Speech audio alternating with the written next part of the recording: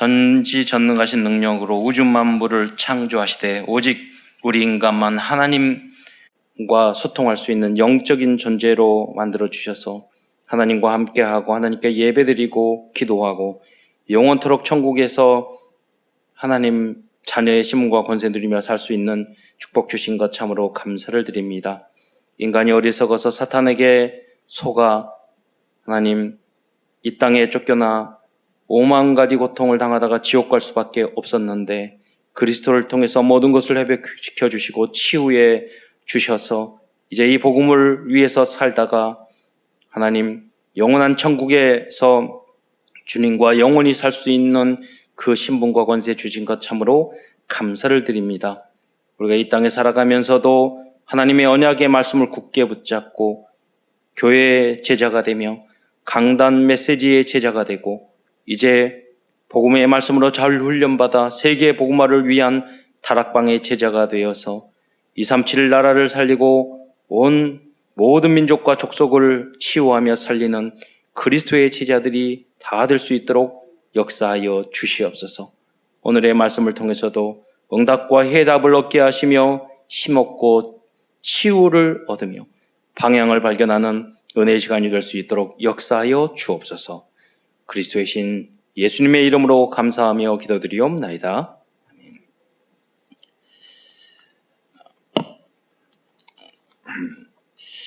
하나님의 자녀들이 모인 교회들도 많은 문제가 발생할 수 있습니다.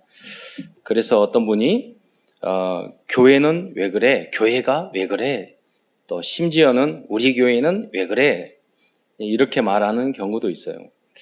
그런데 그분들은 성경을 전혀 모르는 이야기를 하고 있는 거예요. 성경에서는 교회가 어느 교회든 어떤 사람이든 온전하고 완전하다고 한 적이 없어요. 교회는 그거는 가정도 마찬가지예요. 직장도 마찬가지예요. 다 문제가 있어요. 학교도 문제가 있고 다 문제가 있어요. 왜? 그 인간들이 창세기 3장 문제에 빠진 인간들이 모여 있는 곳인데 교회는 어떤 곳이에요? 그런 분들이 또 모여서 치유받고 또 연약하지만 갱신해 가면서 도전해 가면서 이제 이 복음을 하나님 말씀대로 살려고 모인 곳이 교회예요. 근데 교회 안에 보면 사명자도 있고 또 치유받아야 될 부분도 있고 영적인 문제가 많은 사람도 있고 적은 분도 있고 성장의 과정에 가는 사람도 있는 거예요. 그렇기 때문에 우리가 성장한 분들은 연약한 부분들을 로마서에도 나왔죠. 그들을 이해하면서 기도 정지하지 말고 기도해 줘야 되고 또 본인들은 알거든요. 내가 믿음이 없고 못돼 먹은지 알거든요. 내가 연약하고 내가 새가족이고 아무것도 모르고 그런 분들은 정직하게 세상적인 방법으로 교회나 다른 사람 판단할 것이 아니라 겸손하게 배워나가는 자세를 갖춰야 되고 그래서 말씀이 필요한 거고 교육이 필요한 것입니다. 오늘 고린도 교회도 마찬가지였습니다. 많은 문제가 있었죠. 그 이유는 서론에도 말씀드렸지만 복음은 알고 있지만 아직 복음화되지 못한 부분이 많기 때문이 그렇습니다. 사람들은 창세기 3장 이후로 나 중심, 물질 중심, 성공 중심의 올무, 틀, 함정에 빠져서 살고 있습니다. 그래서 성도들이 조심할 것은 어떤 것을 결정할 때 돈 중심, 또 나의 유익 중심이 돼서는 안 된다는 것입니다. 당연히 그렇게 될 수 있어요. 그러나 성경은 그렇게 하지 말라고 말씀하셨어요. 돈 중심, 부자 되려고, 나 중심, 내가 생각하는 거, 내가 판단하는 건 다 똑똑한 거야. 내가 바른 거야. 그 사람이 영적인 문제가 있고 인간이 못돼 먹은 거예요. 그렇잖아요. 어떻게 내가 생각한 게 다 옳을 수 있어요. 판단은. 그건 뭐냐면 자기가 그만큼 무능하다는 것을 말해주는 거예요. 왜냐하면 여유 있고 똑똑한 사람은 그렇게 내 말이 옳다고 주장하지 않아요. 왜? 얼마든지 틀릴 수 있기 때문에. 미래 예측 최고의 천재들이 미래 예측했는데 우리 코로나 예측 못해요. 미래 경제 예측 못해요. 어마어마한 돈을 모았던 그 기업들이요, 다 무너지고 어느 순간은 없어져요. 그렇잖아요. 인간이 어떻게 그런 다 옳다고 말할 수 있어요. 그래서 여러분, 내 중심이 됐어요. 왜냐하면 나의 판단과 생각이 옳다고 지나치게 주장하면 그게 문제가 아니라, 그럴 수도 있죠. 인간은 다 그렇죠. 그 재미로 사니까. 그런데 교회는 그게 아니란 말이에요. 그렇게 주장하면 갈등과 분열이 생기기 때문에 그런 사람들은 지속적으로 함께 가기 어렵다는 거예요. 그건 가정도 마찬가지고, 교회도 마찬가지고, 사업을 할 때도 마찬가지예요. 오늘 나눌 고린도전서는 사도 바울이 고린도 교회에 발생한 이러한 많은 문제를 듣고 그 문제에 대한 답을 알려주는 그런 말씀입니다. 그 여러분이 체질화되어야 돼요. 하나님의 말씀이 체질화되어야 돼요. 원래 가지고 있던 나는 원래 그래, 그 체질로 살면 여러분, 그거는 원래 그런 것은 발전이 없어요. 그렇잖아요. 짐승이 원래 그래요. 본능. 자기 본능밖에 없잖아요. 그럼 왜 교육을 받아요? 왜 예배를 드려요? 왜 말씀을 들어요? 왜 훈련을 받아요? 원래 그는 사는 대로 말아버리지. 그러잖아요. 그러면 나의 영적인 문제 치유되고 언제나, 여러분 죽는 날까지 여러분 안 된다니까요. 아주 조금 돼도 여러분 기적이에요. 그래서 그 문제가 발생할 때마다 우리는 문제 여러분 해결 안 돼요. 여러분 성격 문제, 영적인 문제, 경제 문제, 건강 문제, 우리는 이미 죽기로 작정되고 태어났기 때문에 계속 아파요. 아무리 여러분 고쳐보세요. 여기 고치면 저기 아프고 여기 아프고 다 그래요. 그럼 하나님 왜 그런 문제를 주셨을까요? 그때 절대 불가능한, 그때 주님을 생각하는 거예요. 창세기 3장, 인간은 이렇게 못돼 먹었어. 인간은 이렇게 연약해. 그래서 그 결론을 여러분 그리스도로, 하나님의 나라로, 성령 충만으로 답을 내야 돼요. 그러라고 그래요. 문제를 주고. 그러다가 하나님, 나는, 여러분 기록해보세요. 나의 영적인 문제를 적어보세요. 그걸 안 하니까 여러분이 변화가 안 된다니까요. 내 문제를 모르는데 어떻게 고쳐요? 어떤 기기가 고장난 데가 어디가 고장난 줄 모르는데 어떻게 고쳐요? 그런데 알면 언젠가는 고치게 되거든요. 우리 영적인 문제도 적어보세요. 나는 이런 게 문장화 시켜보세요. 제3자의 입장에서 하나님, 이 부분에 예수님이 주인이 되어주세요. 이 부분에 주님께서 성령으로 역사해 주세요. 그런 다음에 여러분 기적이 일어난다니까요. 그게 뭐냐면 옛 것은 지나고 각인 뿌리 체질이 바뀌어서 새 것이 되는 거예요. 나의 문제를 모르는데 어떻게 고쳐져요? 거기에 예수님도 하나님도 안 돼요. 거기에 그리스도께서 주인 되시고 하나님의 말씀으로 이 부분이 바뀌게 해주세요. 고백할 때 어느 순간 그만 안 바뀝니까? 아니에요. 저는 거듭나고 새로워지는 분 많이 봤어요. 성령으로, 하나님의 말씀으로 새로워지는 그 날이 올 줄 믿으시기 바랍니다. 그걸 기대하고 사도 바울도 이 문제를 먼저 진단한 거죠. 그래서 큰 첫 번째에서는 고린도 교회의 문제입니다. 당시 고린도 교회에서 문제들은 크게 10가지 정도로 나눌 수 있어요. 하여간 많기도 많았어요. 고린도 교회가 갑자기 급성장했거든요. 부자 동네, 지식이 많은 동네, 무역도 많이 하는 그런 고린도 교회였어요. 바로 옆에 아테네가 있어가지고 돈 많기 때문에 새로운 거 아니면 배우질 않았어요. 머리는 철학, 지식, 경제 다 높았어요. 그런데 그 사람들이 모이니까 더 싸움이 일어나잖아요. 그래서 고린도전서 1장 10절로 4장 20절에 보면 분열에 대한 문제들이 기록되어 있습니다. 특히 고린도전서 1장 12절에 보면 당시 고린도 교회는 4가지로 분열되어 있음을 알 수 있습니다.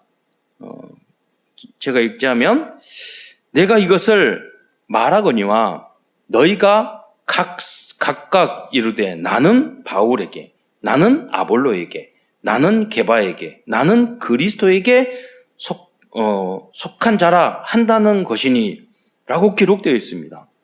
사탄의 가장 큰 특징 중에 하나가 분열시키는 것입니다. 그래서 사단의 전략에 속아서는 안 됩니다. 사단은 하나님과 인간, 부부 사이, 가족 사이, 나라와 나라, 사상과 이념으로 심지어 성경의 교리와 또 옳은말, 정의로운 것을 가지고 분열을 시키고 있습니다. 사람들이 싸울 때 나는 틀렸는데 이 틀린 거 가지고 싸우고 그러지 않다군요. 내 말이 옳다는 거 가지고 싸운다니까요. 가정 안에도 이렇게 하는 게 옳다. 옳고 옳은 말 하면서 정의로운 말 주장하면서 싸우는 것이 거의 90%예요. 그래서 여러분이 옳은 말을 하면 안 돼요. 예. 살리는 이야기를 해야지. 그렇잖아요. 그리고 쉽게 판단하면 안 돼요. 지나가서 그런 사람 치고 다 틀린 것을 많이 보게 되거든요. 주장할 필요도 없고. 우리가 강조하고 주장할 것은 그리스도뿐이에요. 예, 그리스도만. 여기에 속지 않기 위해서 원수까지도 살릴 수 있는 완전 복음이 체질이 되어야 합니다. 이것이 십자가 사건이에요. 그래서 여러분 로마서 12장 완전 복음이 뭐냐?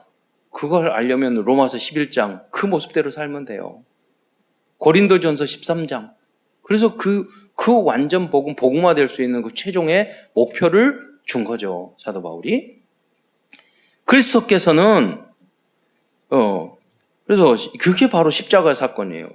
그리스도께서는 원수되었던 우리를 구원해 주기 위해서 스스로 억울한 누명을 쓰고 십자가에 죽으셨습니다. 이게 복음화의 결정판이에요. 그 십자가 안에 다 있어요. 희생, 사랑, 용서. 그렇잖아요. 피, 눈물, 땀.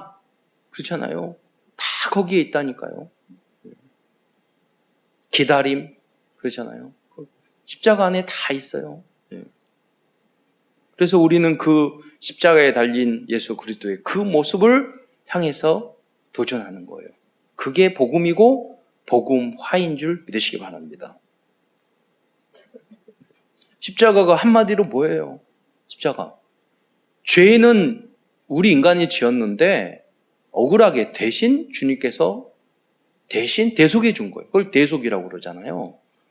근데 여러분들은 생활할 때 저 사람들이 잘못했으면 그걸 가지고 죽이려고 그러잖아요. 정죄하잖아요. 그러니까 십자가의 사건이 뭐냐? 복음이 뭐냐? 잘못은 저 사람이 했는데 내가 억울하게 당하는 거야. 내가 십자가 지는 거야. 그게 가정 안에서도 있잖아요. 다 십자가 지고, 나의 십자가를 지고 있잖아요. 살림하는 것도 그렇고. 그렇잖아요. 이제 여러분 청지기 임명받았는데 그 사람이 안 하는데 내가 대신하고 십자가잖아요. 대신 짐을 지는 거 아니에요. 그게 십자가예요. 그 그리스도가 십자가에 달려 돌아가신 그리스도가 우리의 주인이 되었다면 우리도 그 길을 가게 돼 있어요. 가야 하고. 그래서 그리스도인들은 당연히 사실은 바르고 정의롭고 옳고 합법적인 것을 지켜야 하겠지만 더 중요한 것은 죄인들도 용서하고 살릴 수 있어야 한다는 것을 잊어서는 안 된다는 것입니다. 그렇게 하지 않으면 안 돼요. 다 깨져버려요. 지속할 수가 없어요. 큰 두 번째 문제는 고린도 교회의 문제는 고린도전서 5장 1절로 13절에 보면 성적인 문제에 대한 성도덕적인 문제가 있었습니다. 그런데 더 심각한 문제는 오히려 그것을 지적하고 꾸지람하는 게 아니라 옹호하는 사람들을 또 있었다는 것입니다. 그 내용이 뭐냐면 새 어머니를 범한 근친상간의 문제가 있었습니다. 고린도라는 도시는 우상 문화와 항구 도시라는 특성으로 음란한 사회적 문화가 많은 그런 도시였습니다. 그 영향이 교회 안까지 들어왔던 것입니다. 또 세 번째로 고린도전서 6장 1절로 20절에서는 성도들 간에 법정이 고소하는 문제에 대해서 말씀하고 있어요. 결론적으로 그랬어요. 차라리 억울한 일을 당하고 그 세상법에 고소하느니 차라리 내가 억울한 일을 당하고 차라리 속는 것이 낫지 않느냐. 어떻게 교인들을 고소하고 그걸 세상 법정에 가서 설 수 있느냐. 너희는 하나님의 자녀인데 그렇게까지 이야기하고 있거든요. 이 자세가 너무 기본적인 거예요. 그래도 우리도 억울하게 우리 우리 교단에도요, 고소하고 뭐 하는 사람이 있어요. 얼마든지 고소해서 돈도 있고 능력이 있어서 법적으로 그런 사람들 다 감옥에 넣을 수도 있었어요. 명예훼손으로. 근데 안 했어요. 왜? 복음이니까. 복음이니까. 네. 하나님의 절대 주권을 믿으니까. 그리고 중요한 것은 전도하느라 시간이 없어. 그거 하느라고. 그래서 여러분 이상한 남을 고발하고 막 이런 싸우고 다니는 사람은 시간 많아서 그래요. 잖아요. 바빠서 그런 할 시간이 없어. 전도하고 말씀 듣고 그것도 막 봉사하고 그것도 바빠 죽겠는데. 살다 보면 고소할 일도 생길 수 있어요. 그런데 그것은 지극히 그리스도인의 입장에서는 선한 선택이 아닙니다. 성경은 그것은 모두가 잘못이라고 말씀하고 있어요. 고소를 하는 사람도 잘못이에요. 고소를 당하는 사람도 그런 꺼리를 줬다는 게 잘못이에요. 그게 옳다는 말이 아니에요. 그 문제를 지혜롭게 또 중요한 건 중재할 만큼 믿음과 지혜가 있는 목사와 중직자가 없는 교회 다 모두가 회개를 해야 할 일이에요. 가정, 가문도 마찬가지예요. 그렇잖아요. 고소당하는 사람은 문제고 고소하는 사람도 문제고 중간에 그 역할을 화해시키지 못하는 그런 사람이 없다는 것도 문제고 다 잘못이라니까요. 다 회개해야 될 부분이에요. 다음은 결혼에 대한 문제입니다. 7장 1절도 40절에 결혼에 대해서 바울이 조언을 하고 있어요. 사도 바울은 교회 안에 결혼을 일어나고 있는 그런 작은 문제에 대하여 고민하고 답을 주고 있어요. 이건 결혼에 대한 건데 처녀 딸이 있는데 결혼을 해야 되느냐 말아야 되느냐 이런 이야기예요. 네. 그 중요한 거죠. 그런 사소한 일에 우리가 성령 인도 받으면 되고 또 중요하지 않는 것은 아니에요. 고민을 잘해요. 특히 교회 안에서는 교제할 때 결혼할 때 반드시 교제하기 전에 교육자들한테 허락을 받아야 돼요. 또 여러분이 누가 교제하면 바로 부모님에게 허락을 받아야 돼요. 내가 교제하고 그러는데 내 마음대로다. 그렇게 생각하면 여러분 인생을 살아가면서 중요한 선택이 있는데 여러분 남자로 태어난 거 여자로 태어난 그 집안에 태어난 다 여러분이 선택할 수 없어요. 초등학교 중학교 때도 여러분 선택보다 선택할 수 없는 것들이 대부분이에요. 그런데 가장 중요한 선택이 결혼이에요. 결혼 대상자를 선택하는 거예요. 그런데 여러분 마음대로 해? 마음대로 할 수 있죠. 그런데 그 사람들은 나중에 가서요 중요한 결정을 할 때 여러분 마음대로 해요. 그러니까 여러분 어떤 청년이 과거에 그러더라고요. 우리 교회. 목사님 저에게 제가 할 말이 있는데 오늘 그래서 그랬어요. 누구하고 사귄다고? 그런데 전제 한 가지 내가 할 말이 있어. 만약에 말을 했는데 내가 사귀지 말라고 그러는데 사귀지 않겠다는 생각이 있으면 말을 하고 안 그러면 마음대로 하라고 그랬어요. 내가 왜 말을 해요? 자기가 김이 다 결정했는데 그러면 마음대로 하라고 그랬어요. 그랬더니 말을 했어요. 그렇게 하겠다고. 내가 사귀지 마. 그러면 그때부터 안 사귀겠다고. 그렇게 말하고 그래 말해봐. 그래 이미 그 자세가 돼 있으면 누구든지 사귀어도 돼. 그러잖아요. 그 자세가 중요한 거예요. 왜 그러느냐? 중요한 때 그러면 자기 마음대로 할 거 아니에요. 그 영적 상태가 중요하다니까요. 그런 사람은 잘 될 수도 있어요. 그리고 못 될 수도 있어요. 사귀어질 수도 있고 결혼할 수도 안 할 수도 있어요. 그런데 알아야 될 것은 부모님과 교육자들에게 허락 안 받고 사귀고 진행한 사람들은요 항상 조심해야 돼요. 왜? 결정적인 순간에 싸워가지고 또 이혼한다고 말해. 그럴 거예요. 결정적인 순간에 자기 마음대로 할 거예요. 그것을 이야기하는 거예요. 그 외에 많은 중요한 결정을 할 때가 있어요. 그때 내 뜻대로 할 거예요. 그렇기 때문에 아주 중요해요. 그래서 여러분이 가족들에게도 부모님들도 지혜롭게 젊었을 때 어렸을 때부터 대화하면서 어떤 사람을 결혼해야 될 것인가 이게 포럼이 돼야 돼요. 결혼해야 돼요. 빠를수록 좋아. 초등학교 때부터 알려줘야 된다니까요. 제가 말씀드렸잖아요. 호주에서 있었던 제가 영어 학원 다니는데 영어 선생님이 유대인 이야기 나왔더니 유대인 참 대단하다고, 엄마가 교수님보다 똑똑하다고 그러면서 호주에서 뭐라고 이야기하냐면, 이 어머니하고 딸이 호주 안에서 자기 남자들 중에 누가 다 분석을 해가지고 한 명씩 남자들 데려다가 식사를 같이 한대요. 그 중에서 서너 명 중에서 얘 사귀면 괜찮다 해서 엄마하고 딸이 같이 결정해서 사귀고 결혼했다는 거예요. 그러니까 유대인들은 달라요. 그렇잖아요. 그런 시스템, 복음 외에는 우리가 유대인에게 다 배워야 돼요. 그런 게 너무 많아요. 사실은 그러한 내용은 복음의 본질적인 내용은 아니지만, 그러한 문제를 당하고 있는 성도들, 개개인과 관계된 성도들은 큰 스트레스가 될 수 있고 큰 실수를 할 수가 있어요. 그래서 이러한 개인과 문제의 말씀과 복음으로 답을 주는 것이 다락방이고 팀사역이고 미션이고 지교회의 역할이고, 이러한 태도를 다 알려줘야 되는 거예요. 복음을 증거하는 것이 가장 중요하지만 성도들의 사소한 문제들도 조언해주고 챙겨주는 것이 중요하다는 것을 사도 바울은 이 내용을 통해서 보여주고 있다는 것이에요. 그게 하나를 통해서 우리는 100가지 1000가지를 우리는 찾아내야 돼요. 의도를. 다섯 번째로 고린도전서 8장 1절로 13절에 보면 우상 제물을 먹는 문제에 대하여 나오고 있어요. 종교적인 어떤 그런 부분이죠. 성도 중에 믿음이 약한 세 가족이 보는 앞에서, 그때 당시에 고린도 교회 성도 중에서 세 가족이 보는 앞에서 제사 후에 남은 우상의 제물을 먹음으로써 그 세 가족이 시험에 들게 한 사람들이 있었어요. 이에 대해서 사도 바울은 다음과 같이 책망을 하고 있습니다. 고린도전서 8장 10절 한번 자막으로 낭독해 주시기 바랍니다. 지식 있는 내가 우상의 집에 앉아 먹는 것을 누구든지 보면 그 믿음이 약한 자들의 양심이 담력을 얻어 우상의 제물을 먹게 되지 않겠느냐.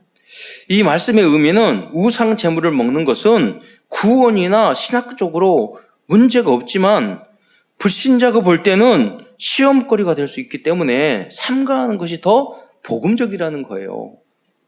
여러분이 술 먹고 담배 피우고 마약하고 도박하고 구원하고 관계없어요. 이래도 괜찮아. 그러면 해도 됩니까? 특히 불신자 앞에서? 그거 아니거든요. 그거는 하나님의 온전하신 같이 너희도 온전하고 하나님은 거룩하니까 우리가 안 되는 것은 어쩔 수 없어요. 이거 어떻게 완벽하게 그런 걸 다 지킬 수 있어요. 네. 그러나 우리는 조심해야 된다는 거예요. 하나님의 온전을 도전하고, 특히 이방 믿음이 약한 사람 앞에서 괜찮아? 이런 식으로 한다든가, 이거는요, 나는 신학적으로 정리가 지식이 있어. 지식이 있는 내가. 지식은 있단 말이야. 이런 구원과 관계없어. 내가 이럴 수도 있어. 예. 그러나 연약한 사람의 입장에 봤을 때는 그거 시험거리가 될 수 있다는 거예요. 그래서 가능하면 말이나 행동이나 그런 것들을 복음과 좀 조심해야 한다는 거죠. 그래서 여러분, 그런 거 싫어가지고 내가 교회 다닌다고 말 안 하고 직장 생활하고 그런 사람도 많잖아요. 차라리 말 안 하는 게 낫지. 그리고 여섯 번째, 고린도전서 9장 1절부터 20절의 내용은 바울의 사도직을 인정하지 않는 문제와 이에 대한 사도 바울의 반박이 나오고 있습니다. 하나님께서 세우신 목사님들과 교육자들의 권위를 무시하거나 도전하는 사람들은 영적으로 성장할 수 없습니다. 그것은 가정에서도 학교에서도 직장에서도 마찬가지입니다. 우리는 하나님의 절대 주권을 믿기 때문에 이유 있는 순종과 복종을 할 수 있어야 합니다. 그래서 요셉을 노예로 보냈잖아요. 노예가 무슨 자기 주장 그런 게 있어요. 그러나 총리가 됐잖아요. 고린도전서 11장 다음은 1절부터 16절에는 공예배에서 여성이 머리에 쓰는 것에 대한 논란에 대해서 사도 바울은 설명하고 있어요. 지금도 천주교에서는 쓰잖아요.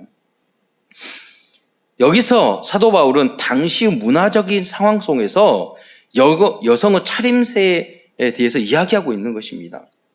이것은 오직 예수와 절대 진리는 양보할 수 없지만 문화적인 전통과 관습을 무시해서는 안 된다는 것을 말씀하고 있는 것입니다.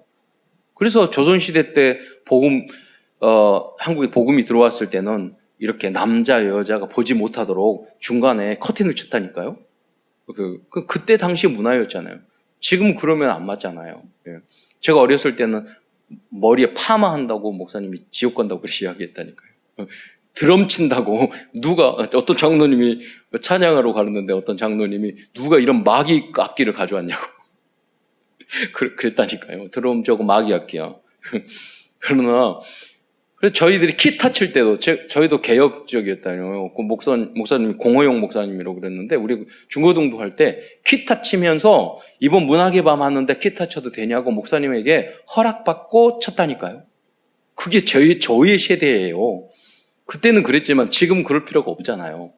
나 조심해야 되는. 그리고 지금 그리스도 교회라는 교단에는요 무악기 악기 교회가 있고 무악기 교회가 있어요. 악기를 쓰지 않는 교회가 있어요. 지금도 있어요, 그 교단이. 예. 거기서는 악기 쓰면 큰일 나.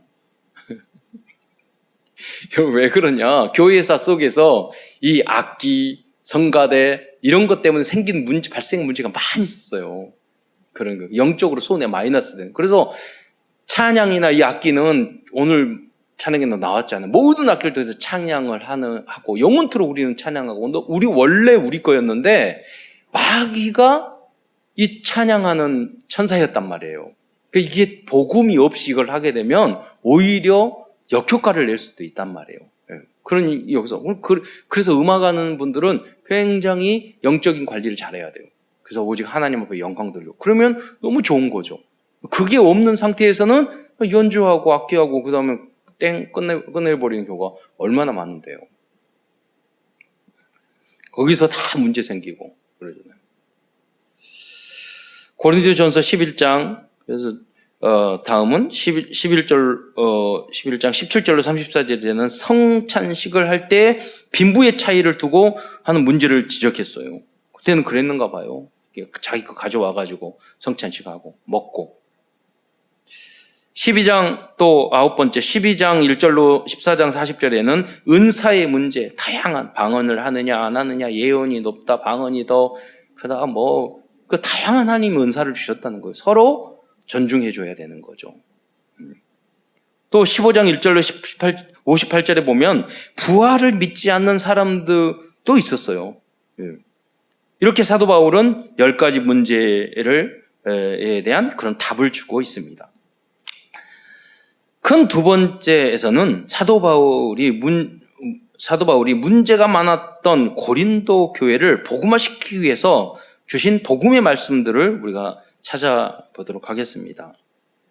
그 말씀을 붙잡으면 모든 문제 해결되는 거거든요. 그 첫 번째는 십자가의 도만이 우리를 속이고 있는 사탄의 머리를 박살낼 수 있는 유일한 방법이라고 말씀하고 있어요. 그래서 고린도전서 1장 18절에 보면 십자가의 도가 구원을 받는 우리에게는 하나님의 능력이라고 말씀하고 있습니다. 고린도전서 1장 18절 말씀을 한번 읽어주시기 바랍니다. 십자가의 도가 멸망하는 자들에게는 미련한 것이요 구원을 받는 우리에게는 하나님의 능력이라. 교회 안에서 일어나는 모든 문제는 복음을 정확히 모르기 때문에 발생하는 것들입니다. 그래서 우리가 복음 메시지를 계속 암송하고 그러잖아요. 두 번째, 사도 바울은 이렇게 사탄의 틀에 갇혀 분열되어 갈등하고 있는 사람들을 치유할 수 있는 하나님의 방법은 오직 전도라고 말씀하고 있습니다. 고린도전서 1장 21절 말씀입니다. 하나님의 지혜에 있어서는 이 세상이 자기 지혜로 하나님을 알지 못함으로 하나님께서 전도에 미련한 것으로 믿는 자들을 구원하기를 기뻐하셨도다. 여기에는 많은 의미가 뉘표되어 있거든요. 전도란 하나님의 입장에서는 미련한 방법이지만 사람들의 입장에서는 모든 문제를 해결받을 수 있는 유일한 방법인 것입니다. 이 분열의 문제도 마찬가지입니다. 진짜로 정말로 전도하려는 성도들은 교회 안에서 어떤 일이 있어도 분열시키거나 싸움거리로 만들지 않습니다. 전도를 못하는 사람들이 교회 안에서 싸움거리를 만들고 그 외에 다른 걸 가지고 트집을 잡죠. 여러분, 여러분 전도회에서 세 가족이 옆에 앉았는데 얼마나 조심스러워요. 함부로 말해요? 그럴 수 없잖아요. 세 가족이 왔고 내가 믿은 지 얼마 안 됐는데 이 사람이 신앙생활 잘해야 됐는데 말을 틱틱틱 함부로 누가 어쨌고 저랬다고 그게 말할 수 있어요? 못한다니까요. 전도를 안 하고 전도하는 사람은 옆에 안 앉아 있으니까 여러분이 마음대로 헛생각을 하고 헛말을 하고 그러는 거예요. 달라진다니까요. 제가 지방에 있을 때 한 장로님이 계셨어요. 계속 난 이야기 할 거예요.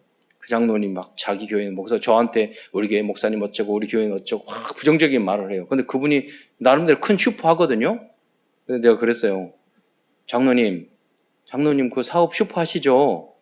그래서 장로님 거기에 보면은 물건도 안 좋은 물건도 있고 뭐 그 비싸게 받는 것도 있고 다 있는데 그거 다른 데 가서 말하고 다니세요?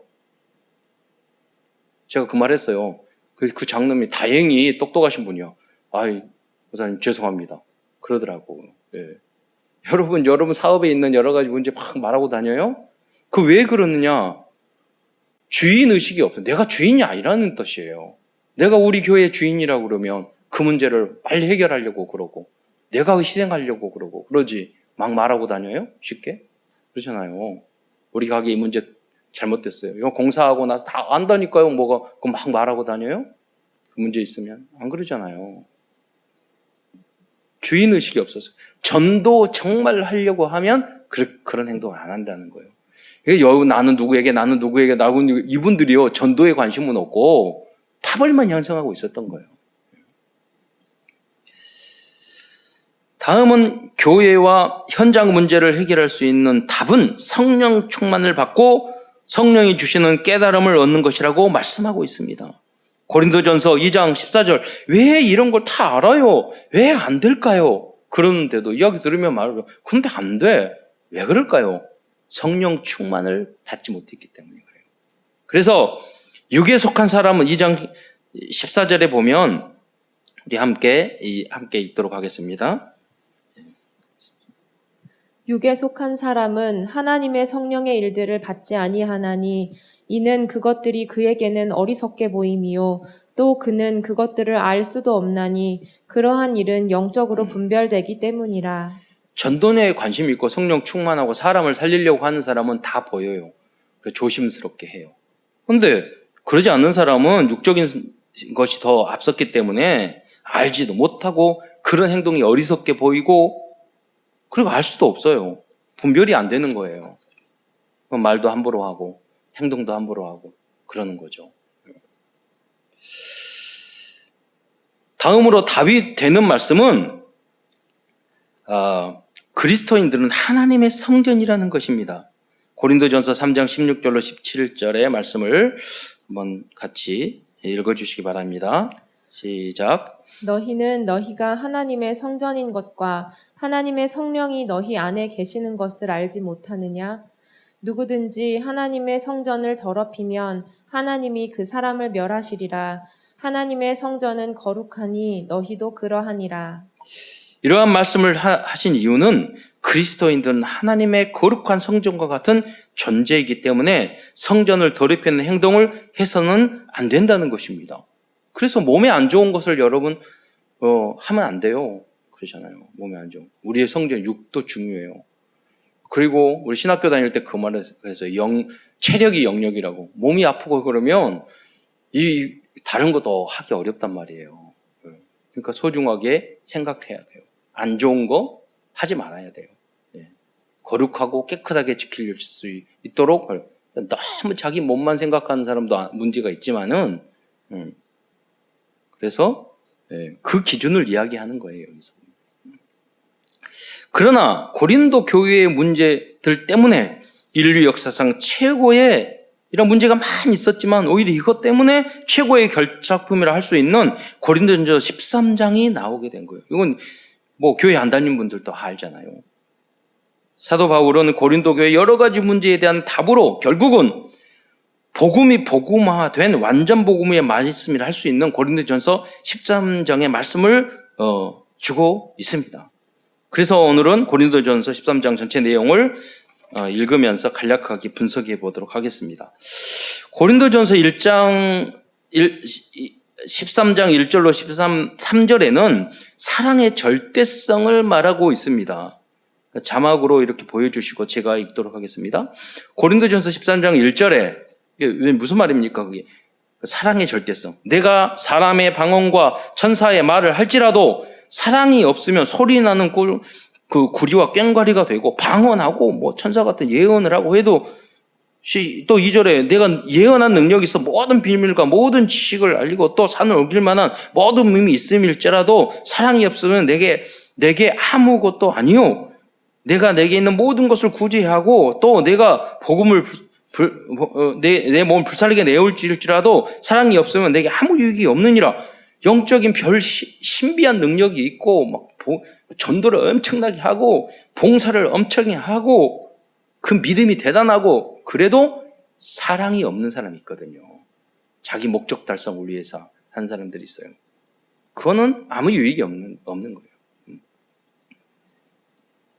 그리고 13장 4절부터 7절에서는 사랑의 구체적인 실천 내용을 알려주고 있습니다. 거기 15가지나 돼요. 사랑은 오래 참고, 사랑은 온유하며 시기하지 아니하며, 사랑은 자랑하지 아니하며, 교만하지 아니하며, 무례히 행치 아니하며, 자기의 유익을 구하지 아니하며, 성내지 아니하며, 악한 것을 생각하지 아니하며, 불의를 기뻐하지 아니하며, 진리와 함께 기뻐하고, 모든 것을 참으며, 모든 것을 믿으며, 모든 것을 바라보며, 모든 것을 견디느니라. 그렇잖아요. 정말 자녀를 사랑한다면 제가 말씀드렸잖아요. 기도해주고 축복해주고 기다려주고 그럼 믿어주고 그러는 거예요. 이게 사랑이라니까요. 부모님이 자녀한테도 안 되는데 그러잖아요. 최고의 사랑인데 남하게 한다는 게 얼마나 어려워요. 아무리 부모여도 내가 영적으로 약해지거나 너무 몸이 약하거나 스트레스 받으면은 욱하잖아요. 그건 뭐냐, 우리의 목표죠, 도전. 그러면서, 그래서 말씀이 기준이 돼야 되고, 엄마가 기준이 되면, 엄마의, 아빠의 사랑이 기준이 되면 안 되고, 하나님의 사랑, 성경 말씀이 기준이 돼야 되는구나. 그걸 깨닫는 거예요. 그래서 그리스도 주인이 되어주세요. 그렇게 기도를 한 번 더 하는 거죠. 또한, 8절에서는 사랑의 영원성에 대하여 말씀하고 있습니다. 사랑은 언제까지나 떨어지지 아니하며 예언도 패하고 방언도 그치고 지식도 패하리라. 거기에 있는 사람이 예언도 많이 하고 고린도 교인들이 방언도 많이 하고 지식이 있는 사람도 많이 있고 뭐 이랬거든요. 근데 그 성도를 사랑하고 살리려는 그런 마음이 없으면 그게 의미가 없다는 거죠. 그리고 13장 9절부터 12절에는 그리스도인들은 천국에 갈 때까지 계속해서 완전 복음, 완전 사랑을 향해 성장해야 한다는 것을 말씀하고 있습니다. 우리는 부분적으로 알고 부분적으로 예언하니 온전한 것이 올 때는 부분적으로 하는 것이 페아리라. 지금 우리의 신앙생활이 다 우리 부족한 가운데서 부분적으로 하는 거라는 거예요. 내가 어렸을 때는 말하는 것이 어린아이 같고 깨닫는 것이 어린아이 같고 생각하는 것이 어린아이 같다가 우리들이 그리스도인들이 다 장성했지만 다 어린아이 같은 부분들이 많다는 거예요. 장성한 사람이 되어서는 이런 어린아이를 버렸노라. 너희들이 빨리 영적으로 성장해서 이런 것들을 버려라. 말을 해줘. 그러나 우리가 지금은 거울로 보는 것 같이 희미하나 그때에는 얼굴과 얼굴을 대하여 볼 것이요. 지금 내가 부분적으로 하나 그때에는 주께서 나를 아시는가. 우리도 온전히 주려 알리. 그때가 언제예요? 우리 천국 갈 때까지, 그때까지 가야지 우리가 된다는 거죠. 그 전에는 우리들이 부족하다는 거예요. 불완전하고. 그래서 서로 이해를 해야 되겠죠. 성장하고 공사 중이니까, 성장하고 있는 중이니까. 끝으로 고린도전서 13장 13절 마지막에는 그래서 사랑의 중요성을 말하고 있어요. 강조하는 거죠. 결론적으로. 고린도전서 13장 13절을 우리 함께 읽겠습니다. 그런즉 믿음, 소망, 사랑 이 세 가지는 항상 있을 것인데 그 중에 제일은 사랑이라. 말씀을 마무리하고자 합니다. 오늘 우리는 고린도 교회의 문제와 하나님께서 사도 바울을 통하여 주신 사랑과 말씀과 답을 보면서 우리 교회를 향한 미션과 CVDIP를 다시 붙잡아야 하겠습니다. 커버넌트 언약입니다. 우리들이 고린도전서를 통하여 붙잡을 언약의 말씀은 고린도전서 1장 18절입니다. 십자가의 도가 멸망하는 자에게는 미련한 것이요 구원을 받는 우리에게는 하나님의 능력이라. 이걸 묵상을 해야 돼요. 십자가, 아까 말씀했잖아요. 십자가는 우리가 죄인인데 대신 예수님께서, 하나님께서 우리를 사랑하셔서 대신 억울한 일을 당하셨어요. 우리도 억울한 일을 당해야 돼요. 그러면서도 아무 말씀 안 하셨어요. 인내예요. 기다림이에요. 그렇잖아요. 용서예요. 그러잖아요. 구원이에요. 희생이에요. 그게 그 십자가 안에 다 있는 거죠. 그게 복음이죠. 그 안에 지옥 권세가, 마귀 권세가 깨지고 천국의 문이 열리는 거예요. 그 십자가 상에서. 나중에는 부활하심으로 완성하셨죠. 다음은 비전입니다. 우리 교회의 비전은 237 나라와 모든 민족을 살리는 RUTC 성전 시스템을 만드는 것입니다.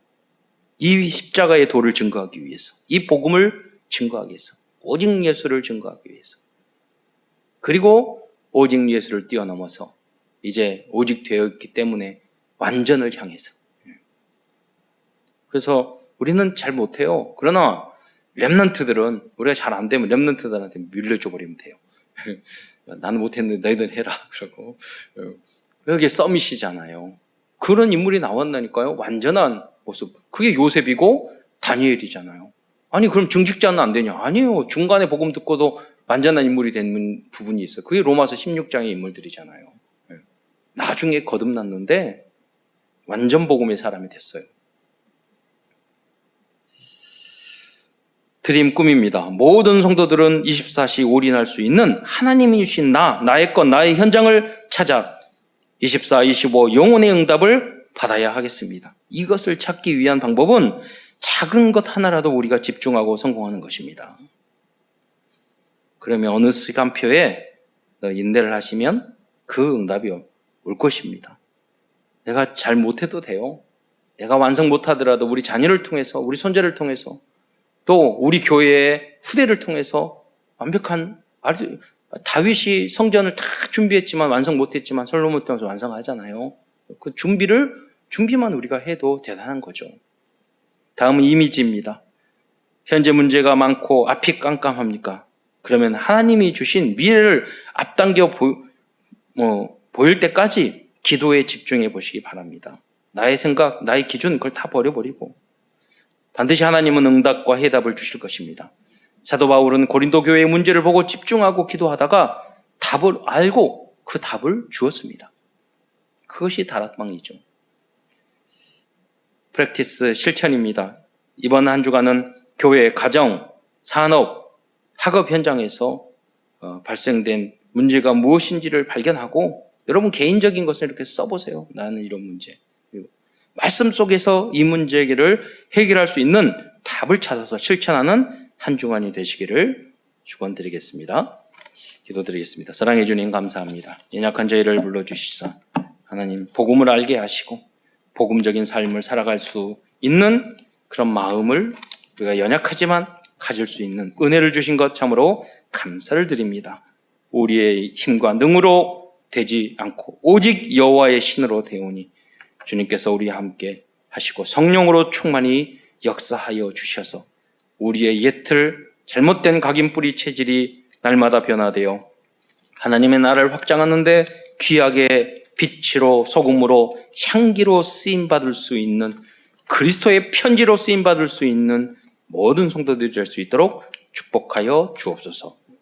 그리스도의 신 예수님의 이름으로 감사하며 기도드리옵나이다.